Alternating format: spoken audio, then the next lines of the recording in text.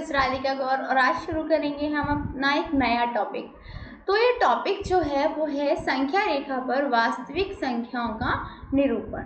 अच्छा, एक बात बताती हूँ इस टॉपिक के बारे में। पता है ये जो टॉपिक है काफ़ी इंटरेस्टिंग सा भी टॉपिक है, इंटरेस्टिंग भी है।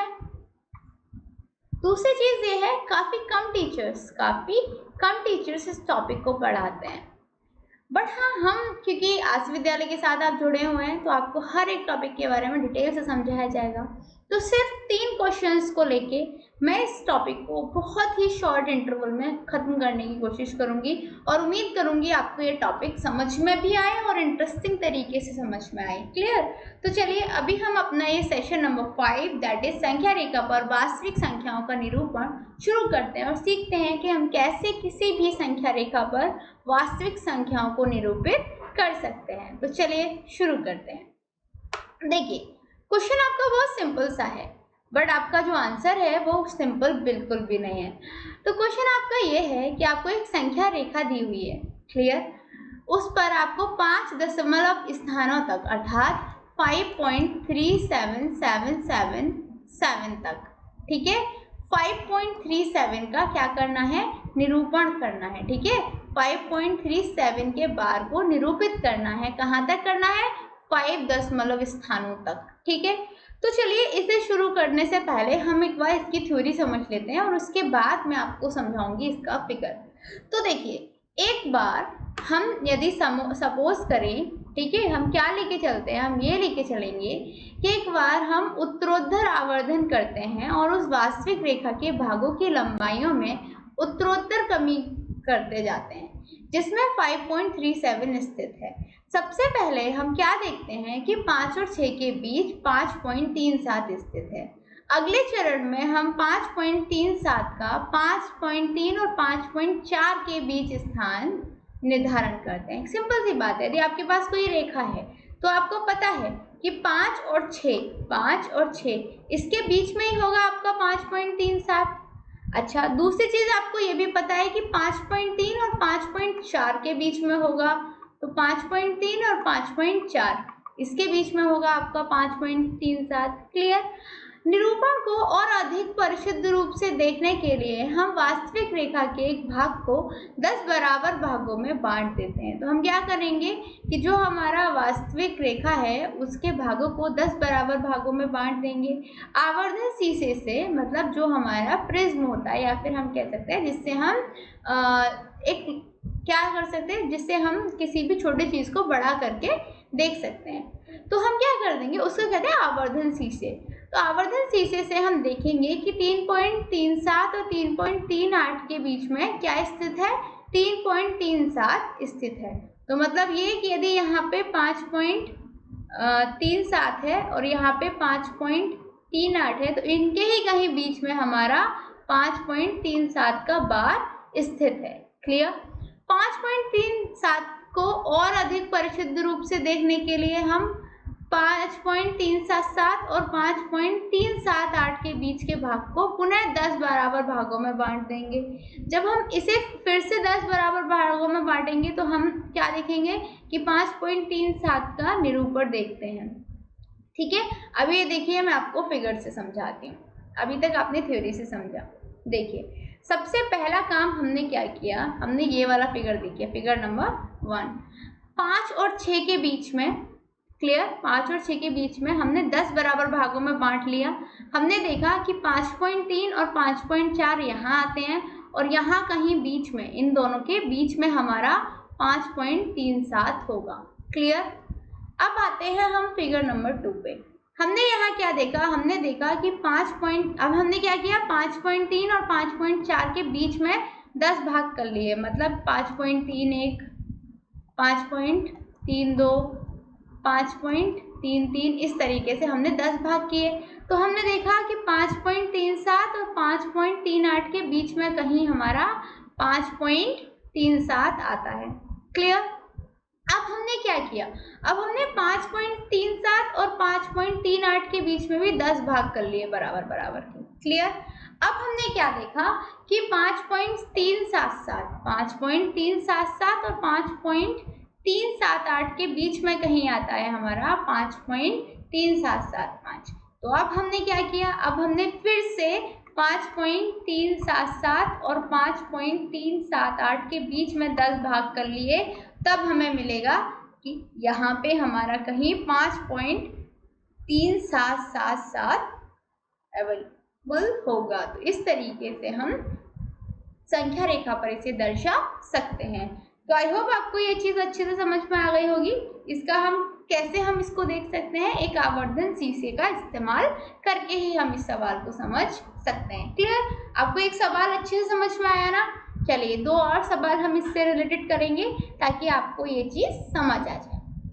देखिए क्वेश्चन हमारा ये है कि आपको हमने एक उत्तरोत्तर आवर्धन करके संख्या रेखा पर क्या दिया, इतना दिया। क्लियर? आपको संख्या रेखा पर इसे देखना है। तो सबसे पहले हम क्या देखेंगे, सबसे पहले हम यह देखते हैं कि 3 और 4 के बीच क्या स्थित है, 3.765 स्थित है। क्लियर? ये चीज समझ में आई? ओके। अगले चरण में हम 3.765 और 3.7 और 3.8 के बीच क्या करते हैं, स्थान निर्धारण करते हैं। ये चीज समझ में आई? Very good. तीसरा पॉइंट हम क्या करेंगे, हम निरूपण को अधिक परिशुद्ध रूप से देखने के लिए हम क्या करेंगे, वास्तविक रेखा के एक भाग को 10 बराबर भागों में बांट देंगे। फिर हम क्या करेंगे, आवर्धन शीशे से देखेंगे कि 3.76 और 3.77 के बीच में 3.765 स्थित है। क्लियर? इसको और परिशुद्ध देखने के लिए हम क्या करेंगे, हम करेंगे 3.76 और 3.77 के बीच के भागों को पुनः हम 10 भागों में बराबर बांट देंगे, तो हमें 3.765 का निरूपण देखने को मिल जाएगा। समझ में आया इतनी चीज? अभी आपको समझ में नहीं आ रही होगी, चलिए फिगर से समझाती हूँ। देखिए सबसे पहले हमने क्या किया, 3 और 4 के बीच में हमें पता है कि, अब एक लाइन खींच लीजिए कि 3 है और यहाँ 4 है, इसके कहीं बीच में हमारा 3.765 स्थित है। हम 10 भाग करेंगे, हम क्या पाएंगे कि कहीं 3.7 और 3.8 के बीच में स्थित है। फिर हम देखेंगे कि 3.76 और 3.77 के बीच में कहीं वो स्थित होगा, और जब हम इसके 10 भाग करेंगे तो हम पाएंगे कि 3.765 कहाँ पे एग्जैक्टली स्थित है। तो इसी को हम इस तरीके से कुछ दर्शाते हैं। कैसे दर्शाएंगे, देखिए हमने देखा कि यहाँ पे हमारे पास 3 है, हमारे पास यहाँ पे 3 है और यहाँ पे 4 है, इसके मध्य कहीं हमारा जो नंबर है वो स्थित है। क्लियर? हमें पता है कि 3.7 और 3.8 के बीच में कहीं वो होगा, इसलिए हमने इनको क्या किया और एक्सपेंड कर दिया। देखिए अब हमने क्या किया, 3.7 और 3.8 के बीच के नंबर निकाले और वहाँ पे 10 भागों में उसे विभाजित कर दिया। अब हम यहाँ से देखेंगे कि कहीं ना कहीं हमारा जो नंबर है वो 3.76 और 3.77 के मध्य उपस्थित है। तो अब हमने क्या किया, देखिए बहुत ही आसानी से हमने जो 3.76 और 3.77 हैं उनके बीच के 10 भाग निकाल लिए, उनके बीच के 10 भाग निकाल लिए, अर्थात 3.76 और 3.77 के बीच के 10 भाग क्या हो गए, 3.76, 3.762, 3.763, इसी तरीके से 3.769 तक।